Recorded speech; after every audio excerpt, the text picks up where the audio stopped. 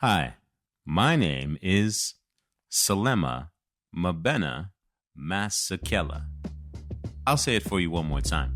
Selema Mabena Masekela. And you are listening to the What Shapes Us podcast.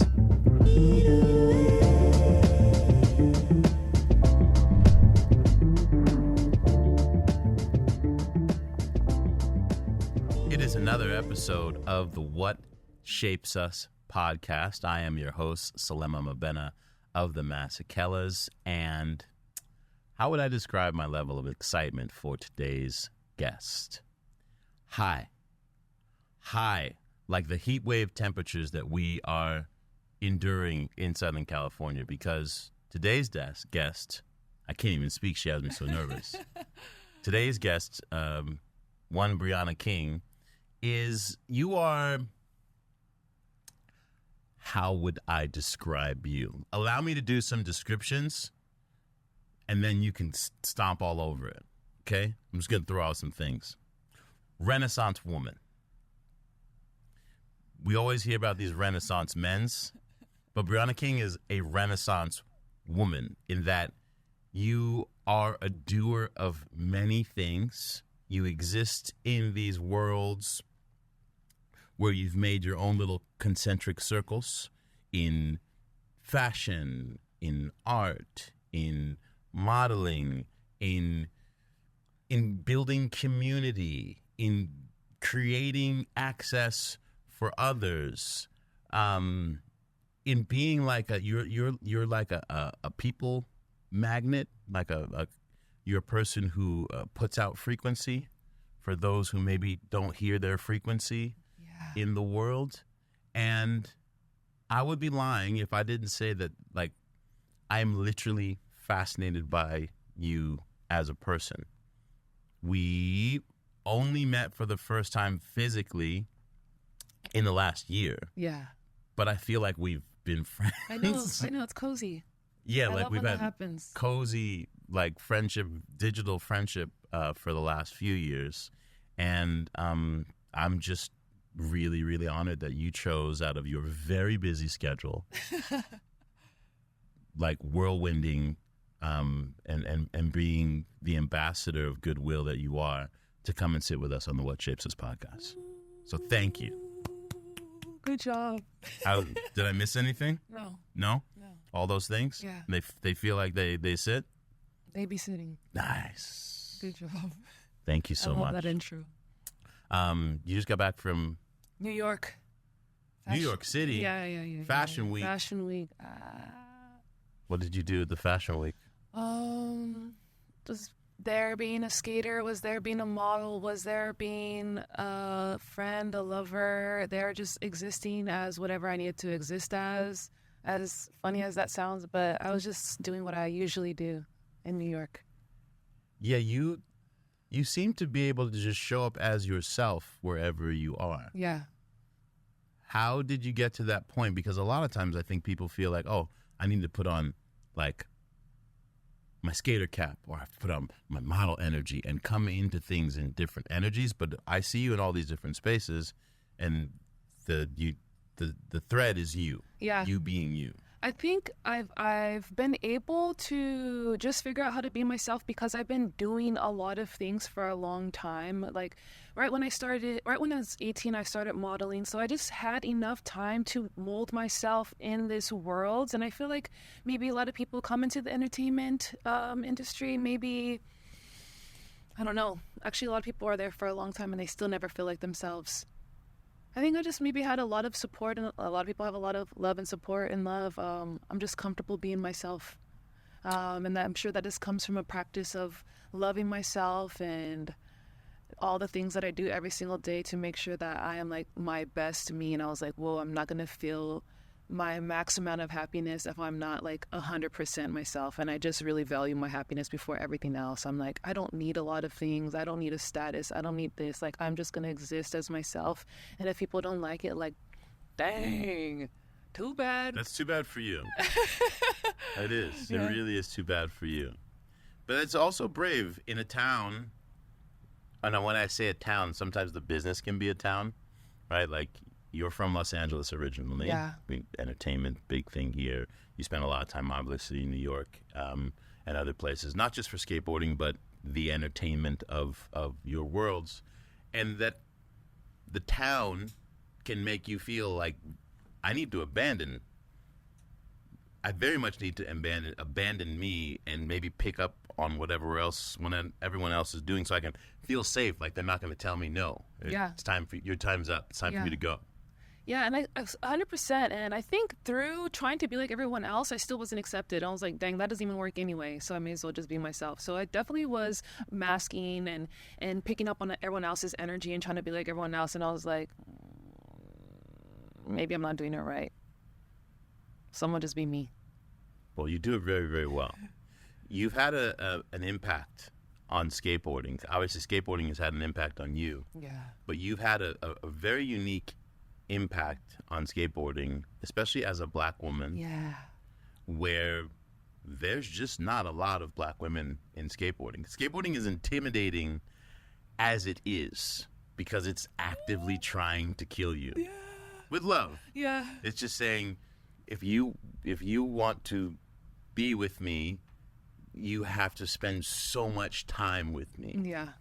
And even then, it may not be enough. I might smack you. Yeah. I'd like you to describe sort of what drew you to skateboarding, because it was also relatively late in life. And I think before we go there, I'd like to learn a little bit about who you were, Brianna King, growing up in Los Angeles, California, and your very sort of unique, almost love-hate relationship with LA. Yeah. So I grew up in Boyle Heights. So half my time in Boyle Heights and half my time in West Hills. So majority of my time I grew up in the projects as the only Black person in Boyle Heights. Boyle Heights is a pretty brown part of Los Angeles. Very brown pride. A lot of hate towards Black people. My mom was shunned for even just having a Black baby, and even from like our family members. So I had a really hard upbringing being there, spent a lot of time indoors. And my time indoors, I was looking outside at people skateboarding, and I was like, I want to do that. I want to do that. I want to do that. But I was like, I'm not accepted. Why were you indoors? My mom was scared for my life. She was just like, if you go out there, bad things are going to happen to you. Bad things are already happening to everybody around here, and you are Black, where Black people are not loved. So it's just like, she's just protecting me. And yeah, that was half of my life in Boyle Heights. And then I go in West Hills in a mansion with my dad. So it's just like the complete opposite. And again, it was just a lot of life indoors for me. My parents trying to protect me, and me just looking out a window and looking at everybody else enjoy their lives because my parents were overly protective of me because they are insane. So I was just super introverted and super uncomfortable speaking to people, and I never really built any social skills until I started skateboarding, and that's when I was 24. Wow. That young girl who was spending all of her time indoors on the inside looking out, do you remember what the dialogue was in your head? Yes. Thankfully, my grandpa, before he was incarcerated, he would tell me every day that I'm bigger than what I'm living and I'm going to escape this one day. So he's telling me this from the age of probably just 1, 2, 3, 4, 5, 6 until he goes to jail. So my grandpa was like my freaking soulmate, my savior, my everything. So every single word that he told me all the time, even though I was just having a really difficult upbringing, I was just like, I am bigger than what I am. I'm bigger than what I'm like in right now. And the second that I'm 18, I'm going to live my best life for the sake of myself and for my grandpa. So even through the times of me just like, well, I'm never going to get out of this. I'm never going to get out of this. Like, I always had that in the back of my head. Like, I am bigger than like anyone. I'm bigger than this whole entire world. Like, I'm just going to do what I want to do one day. We had a conversation a few weeks ago when we were hanging out at this Red Bull Panorama Summit. And you said something interesting to me that you said you may want to talk about. So your position can change, etc. I want to know if you're comfortable. Yeah, I'm comfortable. Okay. You described to me how not only you were kept inside, but that you were made to feel by one or both of your parents that you had a physical ailment, physical limitations to you to justify you not going outside. Yeah. What was that? Well, I was selectively mute, so I was already not able to speak to the point where I was in the doctor's office getting so many tests done, just not saying any words. And then I had so many problems with my feet. And they're like, you're not going to be able to walk unless you are getting this surgery, this surgery, this surgery. You have this sickness, you have that sickness. Just a million things on why I did not feel well. And I never was able to experience having PE, or I was never able to run or experience much of anything that kids were able to experience. So I was just like, I am not an able body. Like, I am disabled, and this is the way I'm going to live the rest of my life. Like, I would spend like so many hours in my head as a child, like, I'm never going to get married. Like, no one's going to want to be married to someone and start a family with somebody that's not even able to hike or go on a walk. And it's just like, okay, like, music was my savior. Like, I was in the house and I was playing multiple instruments, and I was like, okay, I'm just going to make music, and I'm going to share my love through my music, and I'm just going to be like a little happy potato playing music inside. And that's that. I play flute, clarinet. I play clarinet. And vibraphone, and just a lot of percussion. And I was just always in front ensemble. Selectively mute. What does that mean? So for me, it was just experiencing so much trauma that I was so scared of expressing of what I felt. So growing up in East LA, there is a lot of gang violence, so you see a lot of people that are unalive. So I experienced just a lot of shootings. You saw people being unalive. Yes, walk out my door, and I'm like, oh, time. I guess I'm not going to go outside today. I guess I'm not going to walk to the car today. So there was just a lot of that, and just a lot of violence within my own house and within my own family and just everywhere around me. So it was just a really scary and uncomfortable place for me since I was basically born and probably in the womb, you know? So I came out just like... It turned you deeply inward. Yeah, I was just always like this, like a tiny little ball. That's so hard to even... like knowing you and seeing the how beyond vibrant you are in the world. Yeah. That you were once, that you lived in that type of confinement within your body. Yeah, it's insane. It's unbelievable to me. What was the spark, the thing that allowed you to see the potential to be open? Well,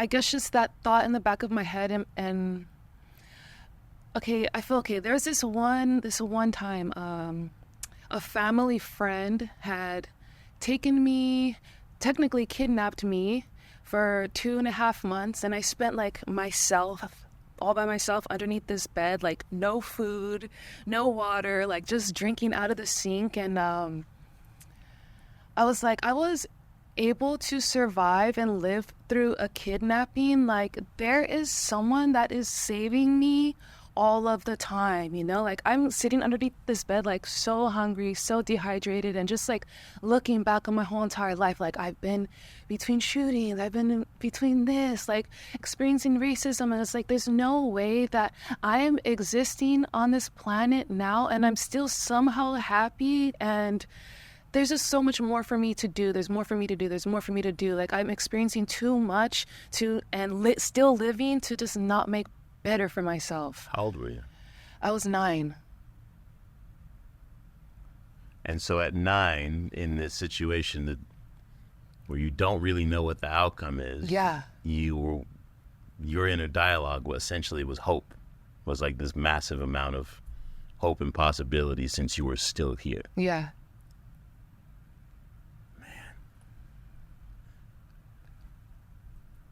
I just felt like I had superpowers. I was like, I'm a superhuman. This sucks, but I'm a superhuman.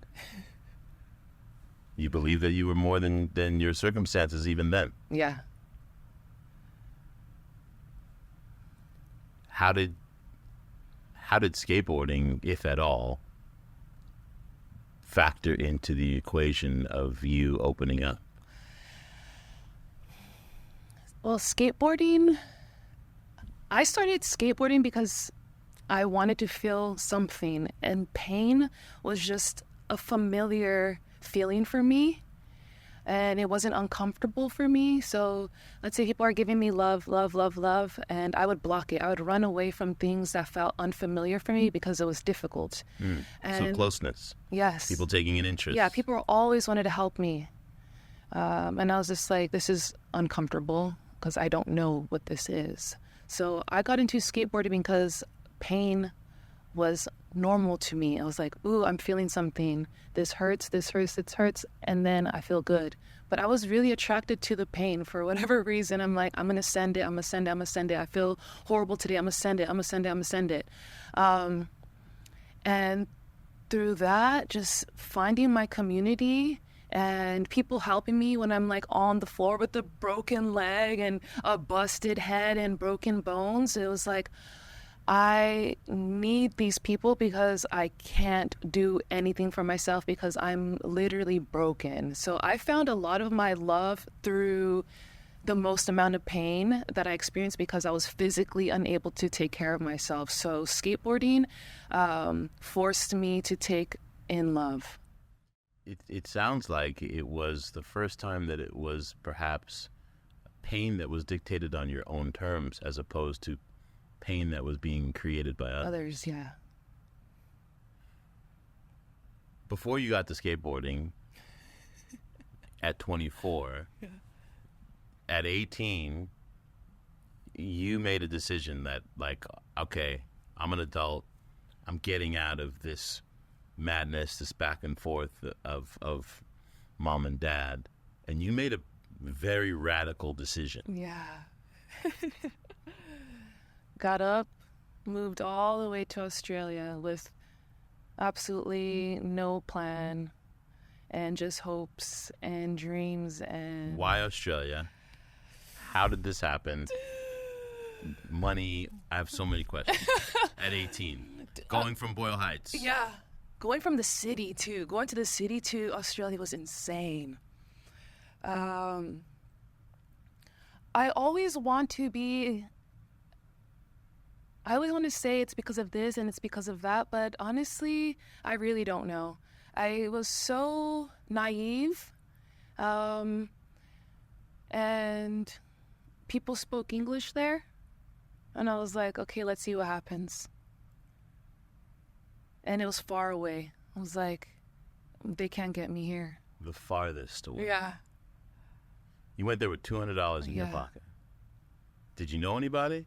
I knew somebody. I knew somebody from Instagram, from FaceTime, well, from Zoom calls.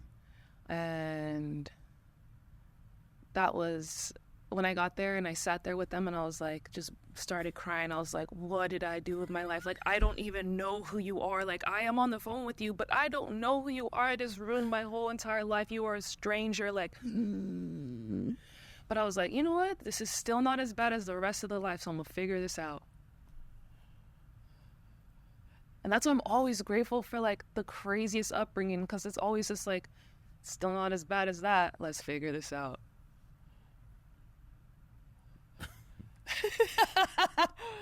The most radical thing I did at 18, I think, was I quit my job at the bank. That was my biggest protest. Yeah. As a bank teller. It's like, I don't want to do this anymore. And you're like, oh. I want to surf. I'm gonna move from Carlsbad all the way down to Encinitas. A whole 5 miles. Yeah. You picked up and moved to a rock island with a complete other world and culture. What was? How did people respond to you? Here's this tall, black girl that there's not many of you strolling around Australia. Everything was lit immediately. I was just the token Black American girl, so like work was just coming in. It's like, oh, we got a mixed black girl, we got the American girl. So I was just getting a lot of love, and no matter like how people can take it, and people are upset, like, oh, you only like me because I'm black, you only like me because of this. I was like, give me money, I can survive, I can eat, I can do everything I ever wanted to do with my life, like money, eat. I was just so happy to eat whatever I wanted to eat. So I was just not really even paying attention to what people were thinking about me and what was going on around me. And I was still very socially awkward. So I was by myself majority of the time. Like I ended up living with the family there. So I was just living in the family house, close my door, and I would just eat the best food that I could possibly eat, go and cook with the family sometimes, and then go back to the room because I was so awkward. But I was just making money and eating. How did the modeling happen? I just exist. And did someone just walk up to you one day and be like, yeah, they was like, do you model? And I was just like, yeah. If someone says I do something, I'm like, yeah, I could figure it out.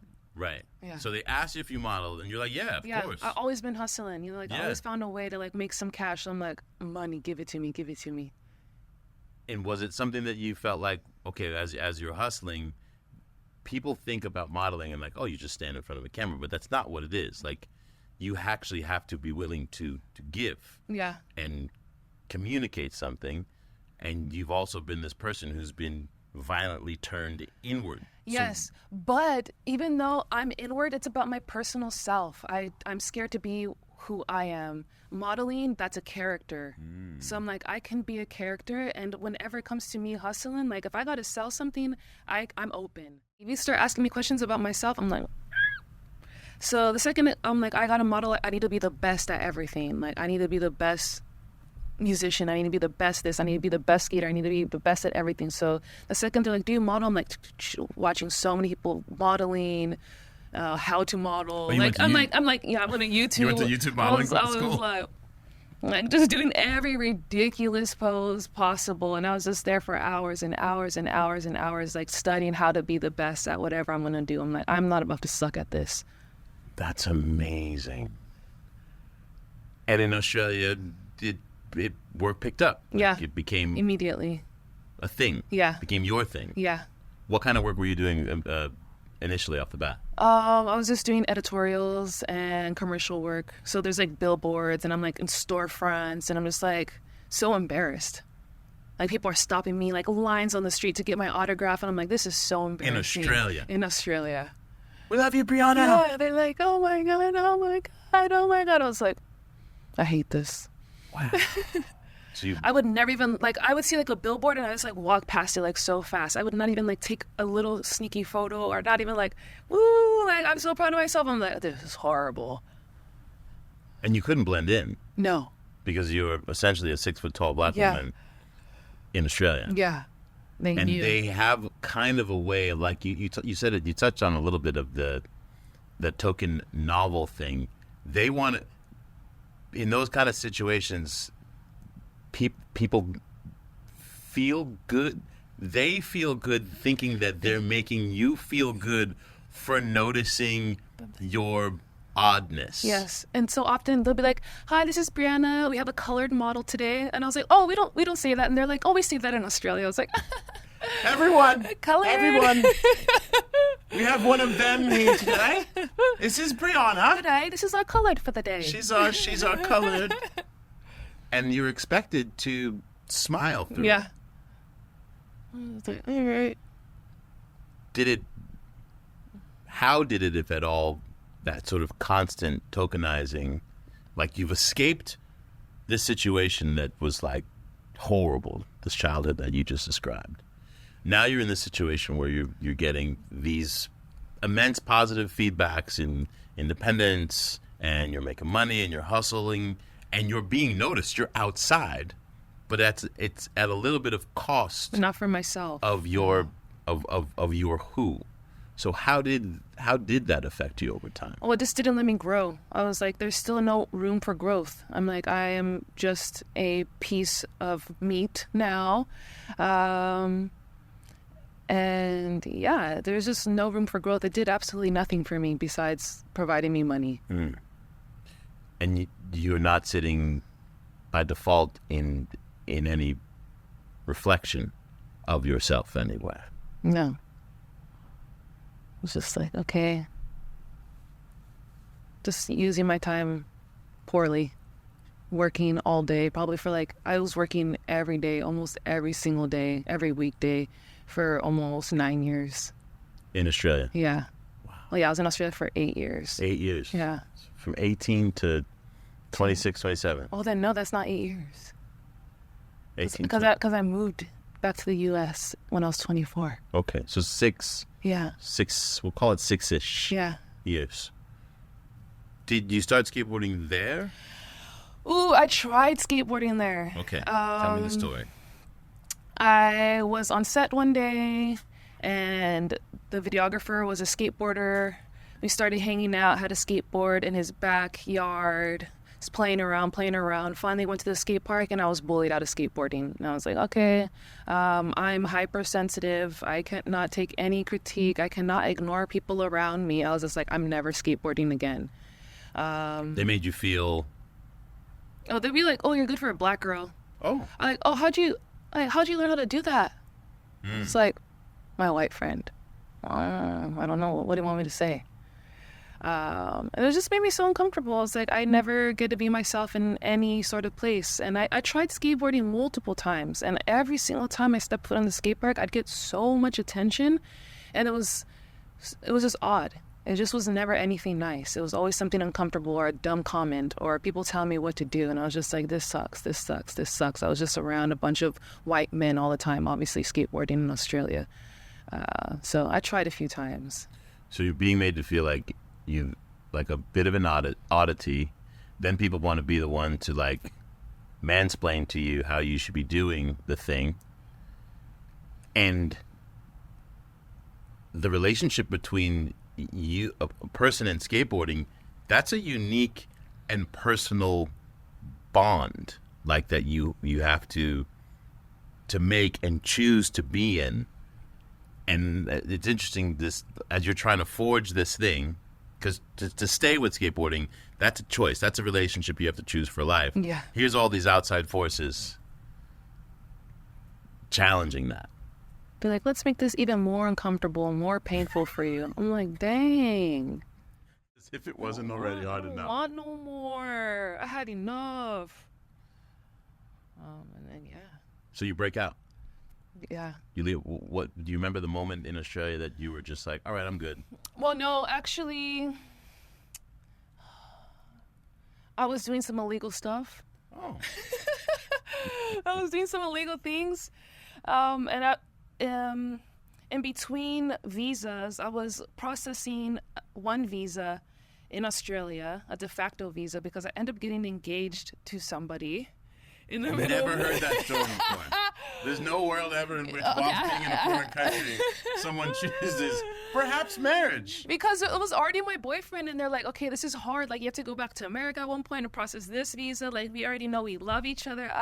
We've only been together for, like, this amount of time. But, like, let's get a de facto visa, get engaged, and see how that goes. And if it goes nicely, let's get married, and then now you can have a permanent visa in Australia. So we ended up moving to New Zealand for a while. I'm working in New Zealand, and then my agency was trying to do illegal things and pay me under the table, and I got stopped at customs. And in Australia and Canada, they're allowed to go through your devices if you allow them to. But my agent, they're like, okay, there's a chance that this might happen, so go through your phone and delete everything. So when I get there and they're like, this looks suspicious because you're usually here on a working visa and now you're only coming here for 3 days. And I was like, yeah, I just miss my family, blah, blah. They're like, okay, you can go back to New Zealand or you can give us your phone and then you can come in if that thing's weird. I'm like, okay. I'm just like a dumb little, naive little girl. I'm like, well, not really. Like, they kind of warned me. Pass them my phone. And like 2 hours later, they come back with like pages and pages printed out of like my Facebook, my Instagram, and like, what's this comment? How come this person says they want to shoot with you? I'm like, I have a big following. Those are just random people that are going through this and that, and I can't control what people are commenting. They're like, we'll be back. They take like another 3 hours. So I'm like 6 hours in, like no. Like in the back room. Yes. And in between that time, too, they're, like, going through my luggage, like, flipping through every page of my book, like, tearing everything inside out. And I'm, like, having, like, a crazy, like, anxiety attack, like, oh, my God. Like, they're going to find out. They're going to find out what I'm here for. I'm, like, I just want to go back. And they're, like, okay, we just have to finish this. Like, okay, just give us a couple more hours. I was, like, it's been, like, 6 hours. Like, what the... And I didn't tell them, like, in my other separate luggage, I had a laptop in there. So after them going through everything, I open up the freaking laptop like an idiot. And obviously the cameras are on me, so they come in. They're just like, you already agreed to this. Give us this. And you told us you had no more devices. I was like, oh, let's go back to New Zealand. They're like, you already agreed. So then they saw my agency talking about work. So I get detained. I'm in the detention center for 5 days while they do an investigation because for whatever reason, only my inbox was showing, but not my outbox. So it was only messages to my agent messaging themselves. So there was nothing there where I agreed to do the job. Complicit. How did this disappear? I didn't delete a single thing from my laptop. And even if I didn't delete anything, like that doesn't make sense. Like how is the email there only of them talking to themselves? Wow. The Matrix was right? interesting. I was like, ah. So whatever. That's still illegal. I get banned from Australia for 2 years. And asked to leave. Because you're making money over here, and we're not tasting the money that you're making. Yeah. We don't care how famous you are, or how many people think that you're the cool, tall black girl. Not on our watch. Yeah. Get to step it. Yeah, and I was like, okay, I've never been to New York before. Do you think that it was, in retrospect, was that a gift? Yes. How so? First of all, I'm not marrying this Australian. Because after that, I was like, when I was in the detention center, I was like, I'm not going to marry this person. I'm going back to America, and it's meant for me to go back to America. That's why I'm getting detained. You realize, I might not love this man.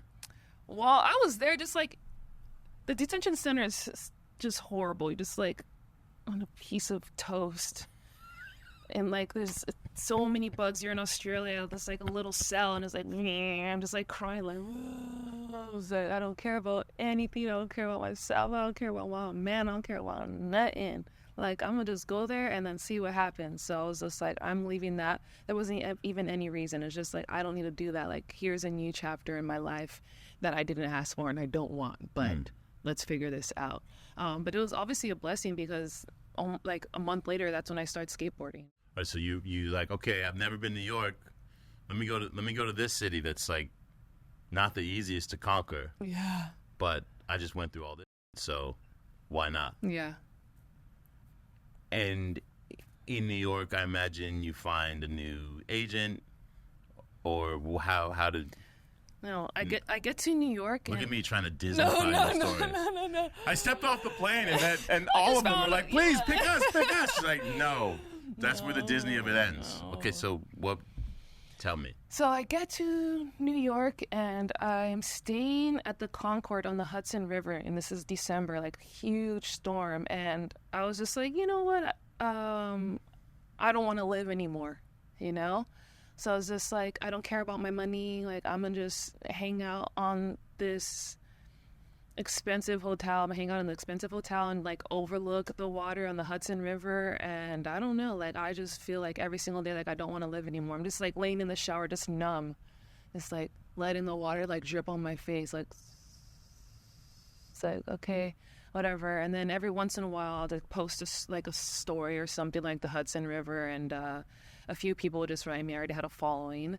And they just be like, let's hang out, let's hang out, let's hang out, let's hang out. But it's snowing outside. And I'm like, I don't know. And then finally a black girl writes me. She looks so sick. She got like purple dreads. She's like mad fit.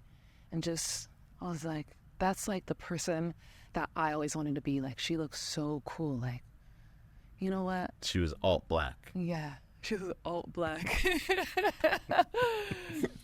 Who was it? I don't even want to name this person. Okay. Skateboarder? Yeah, skateboarder. Okay, I think I know who this person was. Okay, so continue. And we meet up briefly at the Tribeca skate park, right next to me.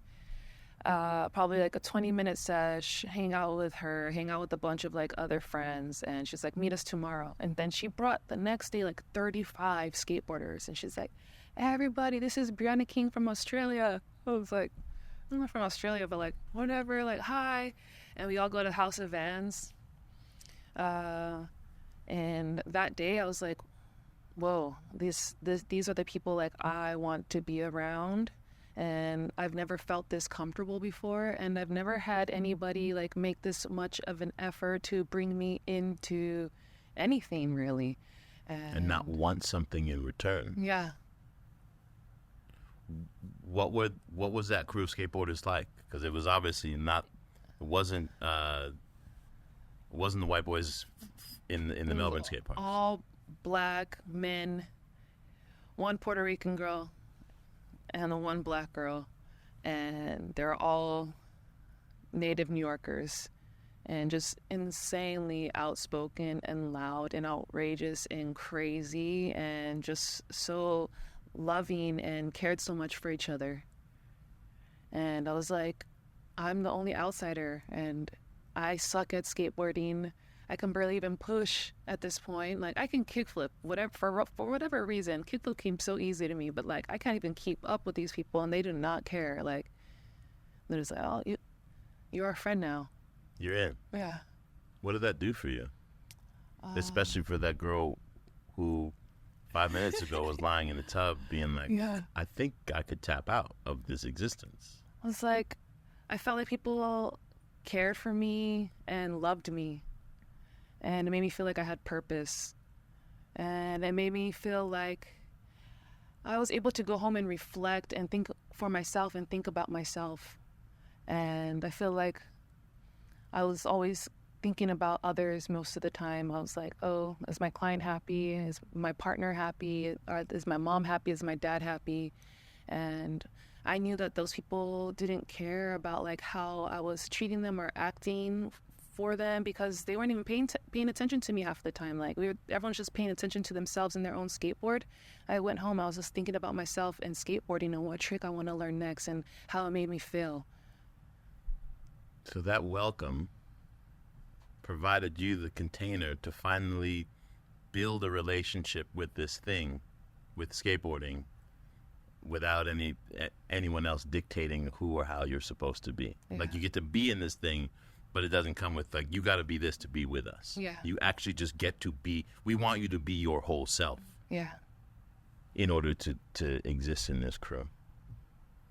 Something that it sounds like that 9-year-old girl sitting in the couch looking out the window was desperately longing for. Yeah. Yeah. Wow. And in turn, also like it's insane to choose skateboarding in your 20s at all. Like just not normal to people build their relationship yeah. with skateboarding even at a pedestrian level in their teens or these days, like, with these little phenoms, like, yeah, if you're not killing it by 9, good luck. But you did so in your 20s as a woman, as a black woman. And thinking I was also disabled. And yes, let's go back to that part. What about skateboarding sort of unlocked or helped to start to in your brain to be like, wait, these things, I'm not. It was less painful than walking. So for me, I was just like, instead of taking multiple steps, I'm like, well, I got to do one really painful push instead of 15 painful steps. So it was an escape for me. And I couldn't even walk a couple blocks without being in excruciating pain. So What it was was like that pain from in your feet? plantar fasciitis. So I had it since I was like 2. So just having plantar fasciitis your whole life, then it's just like worsens, and then messes up like the rest of your body for not exercising or doing physical therapy. So it's just like a lot of pain everywhere in my body. And being able to just, even when I lived in Australia, I wasn't able to do anything. I was just like in the car all the time. I didn't get to go on these like beautiful like waterfalls or these hikes or experience like the beach or much of anything. Like You stand in front of the camera. I was just in the camera, and then I would go home and then sit on the sand and look at people like playing in the beach. But you weren't an active participant. No, I wasn't. Never. Yeah, I was you were like, still holding on no to activities. like, I can't. Yeah. I'm unable. Yeah. People would be like, you can. I'm like, I can't. Like, I was angry. I was so angry all the time. Like, you guys don't understand. Like, I look healthy, but I'm not. Like, I was so mad.